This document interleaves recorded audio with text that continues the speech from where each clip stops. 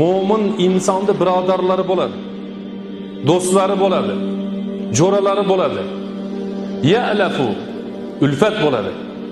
Va yu'lafu boshqa odamlar kelib ham mo'min inson bilan ulfat bo'ladi. Odamlarga qo'shiling degan so'z. Mo'min insonni birodarlari bo'ladi.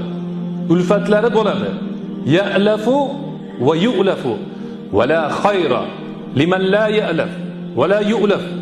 Yaxshilik yo'q, hech kim bilan birodar tutinmaydigan, do'styor tutmaydigan, jo'rasi bilan yurmaydigan insonda yaxshilik yo'q deb payg'ambarimiz sollallohu alayhi vasallam hadisda aytibdilar.